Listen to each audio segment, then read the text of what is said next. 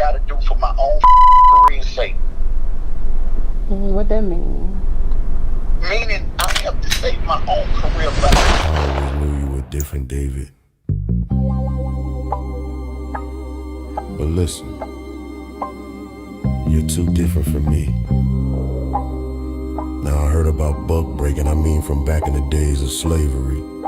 But you freaky buck! That's not what up. Buck been going to the Frank stand. Well, goddamn, this shit's getting out of hand. Yeah, but Buck been going to the Frank stand. He like them pretty in the face and ways down, he's a man. Go ahead and like what you like, do your fam, but don't bring that round the gang, keep that at the Frank stand. Nigga said shorty wanna ride, but shorty has something to hide. Shorty ain't a shorty, she a guy. Transformers more than me, see I. But what the fuck are you high? Slow your roll, boy, you're losing your mind. You gotta go, can't hang around the guy. Looking ass nigga with them wondering eyes. Buck been going to the Frank stand. Well, goddamn, this shit's getting out of hand. Yeah, Buck been going to the Frank stand. He like them pretty in the face and waist down. He's a man. Go ahead and like what you like, do your fam, but don't bring that round the gang. Keep that at the Frank stand. Thought he was from Nashville, but he from Mookie Town. Real name's David Brown, nickname Dookie Brown. He ain't in the game no more. It's getting spooky now. Went from G-Unit to hair units and chasing booty round. Damn, not Buck, not the gangster in the ski mask. Heard he like Autobots, fast cars, easy pass. He back in the hood on a hunt, oh freaky ass. I ain't been around a mess when he see me last.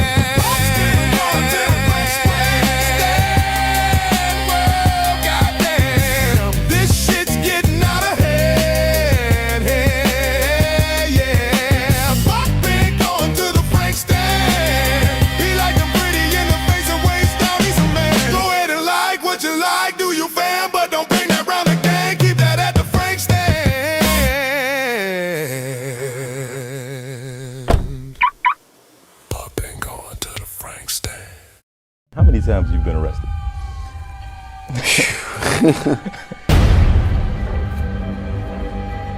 I don't have an actual factual number. And how did you tell his mom that her son was gone? So it's just competitive energy and things that you say about other artists while you're in hip-hop culture. One could watch this and think that you really hate because of the things that you post on Instagram. And I die in the street about this shit, man.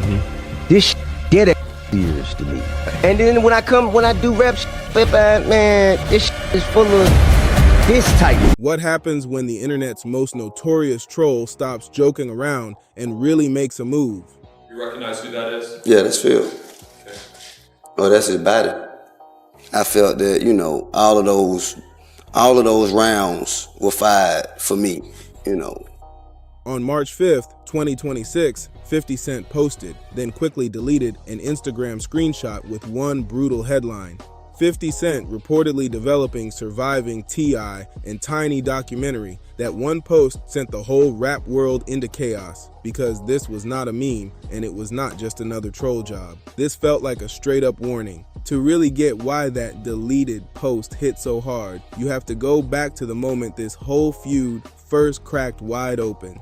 50 Cent and T.I. is back at it. 50 Cent jumped out there. He let him know that he's putting out a documentary, Surviving T.I. and Tiny. Man, listen to this. I'm going to play where T.I. told 50 that he was getting ready to do the same thing to him. And then now 50 announced that he did it. We already know 50 know how to. It all started with what was supposed to be a huge celebration. T.I. and 50 Cent were in talks for a Versus battle, that major stage where rap legends go hit for hit, bar for bar, and prove what their catalog is really worth. T.I. even spoke on it in public like it was about honoring each other's legacy. It looked like a real respect moment fans had been waiting on for years. Okay, so first, like, you know, it was really about celebrating each other's catalog. Me and this nigga talk about this, bro. This shit, I ain't just called a nigga out the blue. Me and this nigga talk about this. You talk about you with 50? Yeah, man. We talk about this shit, man. This shit just come out of nowhere. Two of the biggest rappers of their era finally in the same space, showing love for everything they built. But then 50 Cent did what he always does. He flipped everything upside down.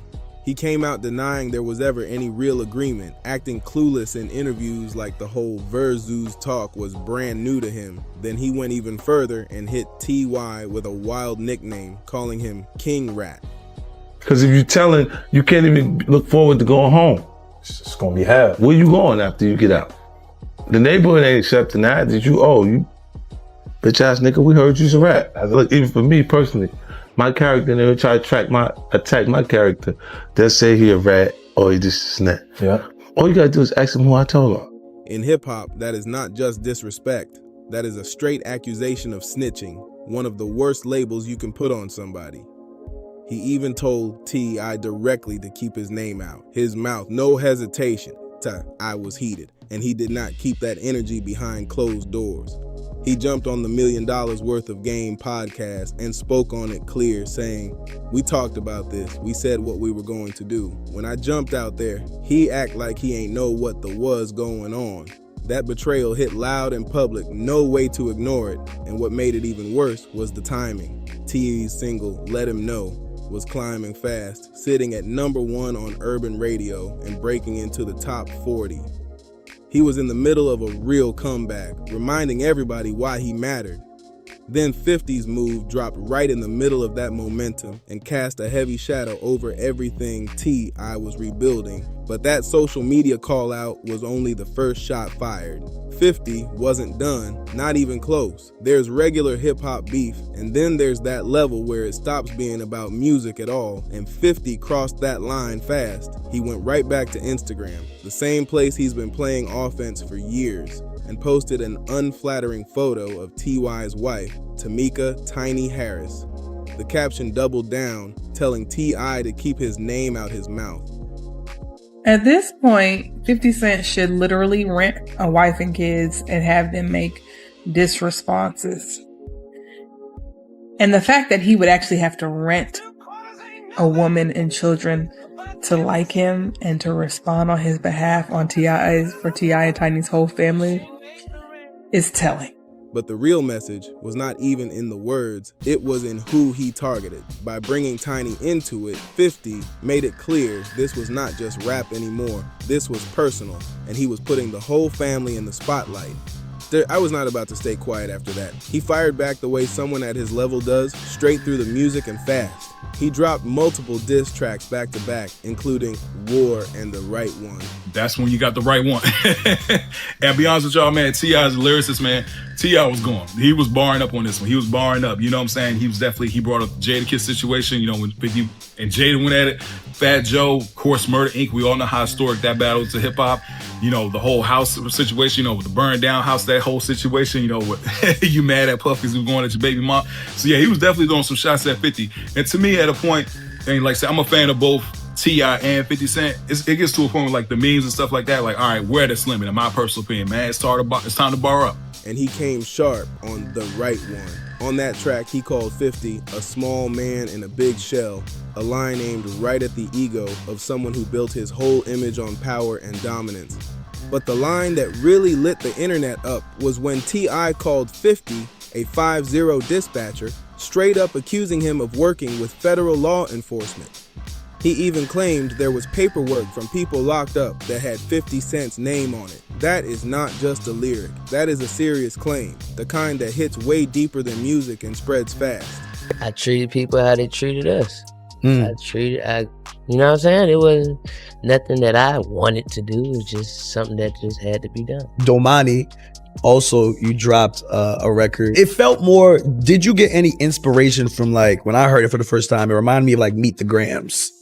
I would say, man, I just have questions. I just genuinely have questions. And I'm an understanding individual, and I know the reason people do certain things, it probably stem from how they grew up, how they was raised, even me. Then the Harris family turned it into a full-on war. T.I.'s sons, King Harris and Damani, both jumped in and dropped their own diss tracks aimed right at 50. This was not just two rappers trading shots anymore. This was a whole family stepping in together and pushing back hard.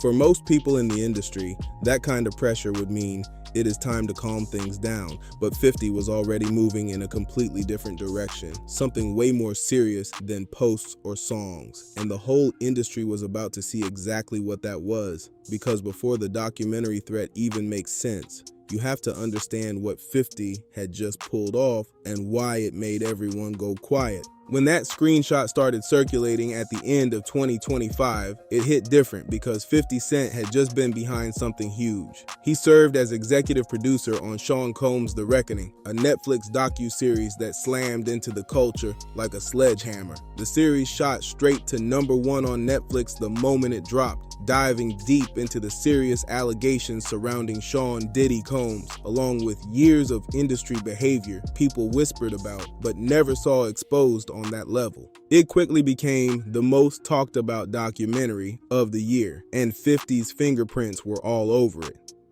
Netflix later made it clear that 50 did not have full creative control and nobody involved got paid, but honestly, none of that mattered in the public eye. The impact was already done and the damage to Diddy's image was massive.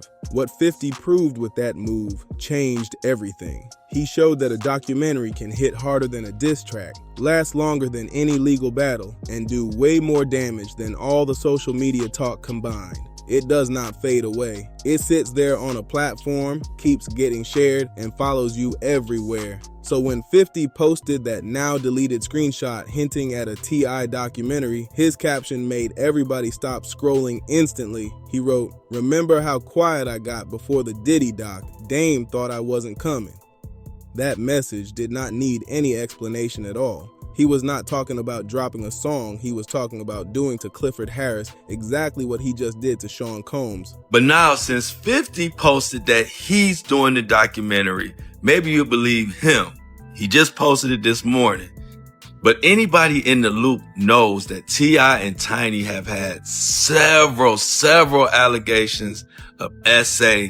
Packaging the story, putting it on a major platform, and letting cameras hit harder than any diss track ever could. And the title he used made it even more intense. The title itself felt like the real attack. Surviving T.I. and Tiny. Anyone who had been paying attention already knew what that kind of title pointed to and what type of documentary it was shaping up to be. It looked like it was being built in the same style as the Sean Combs project, aiming to bring past allegations involving T.I. and Tiny back into the spotlight. At the worst possible moment for their public image, all of this started heating up again. Then gossip journalist Tasha K, known for being deep in these kinds of celebrity situations, claimed she had spoken to sources close to 50 team, claiming the project was already in motion behind the scenes. None of that has been officially confirmed, and it still remains unverified. But in hip-hop drama, a rumor alone can shake everything up, and 50 understands that game better than anybody. That is exactly why the deleted post felt so calculated. He dropped it at peak time, let the internet grab screenshots and spread it everywhere, let every blog and headline run wild, and then pulled it down fast, leaving just enough mystery to make people think something bigger was already happening. The caption also came with a sharp line aimed right at TY's promo run. He said, "I hope this doesn't mess up your promo tour. They're gonna ask about your 20 assault cases." That was not random at all. I was gearing up to release Kill the King as his final album, a legacy moment meant to close out his career on his own terms. Every interview, every headline, every radio appearance was supposed to focus on the music, but 50 was clearly trying to shift all the attention somewhere else completely. And when it comes to the legal history behind those allegations, things are way more complex than people make it seem, with details getting twisted from every side as the story keeps spinning out of control. Back in March 2021, attorney Tyrone A. Blackburn stepped up to a press conference that shook the entire entertainment world. It's already been known that there are 30 women, at least, that have had allegations of being kidnapped, rugged, raped. Y'all know what those words mean. And 50 Cent is saying he got 20 of them. And this surviving T.I. and Tiny coming. He claimed that more than 30 women had come forward accusing T.I. and Tiny Harris of serious misconduct, including drugging, kidnapping, assault, and intimidation, describing alleged incidents that stretched over 15 years across multiple states. The accusations were detailed, heavy, and impossible to ignore, taking over headlines everywhere for weeks. The LAPD opened a formal investigation and took the claims seriously enough to review evidence and speak with potential witnesses. But after going through everything, no criminal charges were filed, with authorities pointing to the statute of limitations as the main reason. In simple terms, too much time had passed for prosecutors to move forward with most of the claims. That does not automatically prove innocence. It just means the legal window to act had already closed. On the civil side, things went on longer. But in August 2024, a federal judge dismissed one of the major lawsuits with T.I. and Tiny's legal team, saying the court found the plaintiff did not have viable claims. T.I. and Tiny have stayed locked in on the same message the entire time. We are innocent of these fake claims. We will not be shaken down. They have not switched up once. The legal record backed them up too, with closed criminal investigations and dismissed civil cases, giving them real protection inside a courtroom. But 50 Cent was not playing in courtrooms. He was moving in a media world where perception spreads faster than any legal ruling ever could. Curtis James Jackson III did not become 50 Cent by luck. And he definitely did not become one of the most feared media figures in the industry by accident either. His rise has been calculated every step of the way, from battle rapper to multi-platinum star to social media instigator to full documentary producer, each level getting more powerful and more dangerous. Back in the early 2000s, it was diss tracks ending careers. By the 2010s, it was Instagram posts, captions, and perfectly timed shots that embarrassed people in front of millions before they even woke up. But by the mid-2020s, 50 had taken it to a whole different level, building a kind of media power the industry still does not know how to deal with. The Diddy documentary made everything crystal clear in the loudest way possible. It showed that 50 Cent could attach his name to a project that sits on Netflix forever, keeps getting pushed to new viewers by the algorithm, and slowly reshapes how the world sees someone. Even when Netflix clarified that 50 did not have full creative control and nobody got paid, it did not change the impact at all. The result was what mattered, and the result hit hard. After the series dropped, 50 made it known there were around 140 hours of extra footage that never made the final cut, openly hinting he could drop it on YouTube himself. No network, no filter, no approval needed. That was not just talk. That felt like a real warning backed by actual material. And now, that same kind of pressure was being pointed at T.I. The difference between getting dissed in a song and being the subject of a full documentary is huge. A song fades out, but a documentary stays up forever, shows up when people search your name, and follows you everywhere. 50 clearly understands that power better than anyone, and now the big question is simple. Where does that leave T.I.? T.I. is standing at a crossroads no artist ever wants to face. At the same time, he is trying to lock in his legacy while also defending his reputation against someone with serious power who seems focused on tearing it down. Kill the King was meant to be his final chapter, a strong farewell from one of the most respected MCs of the 2000s. The same artist who helped shape Atlanta's sound before trap music took over the world, now coming back with a #1 single and a full rollout, the kind of victory lap earned after surviving decades in the game. But now, every conversation around that album feels overshadowed, and that shadow looks a lot like 50 Cent. And 50 did not stop at just the documentary talk. He brought it straight into the music too. On the Power Origins theme tied to his TV empire, he dropped lines referencing the allegations involving T.I. and Tiny, making sure the topic stayed active in headlines and conversations.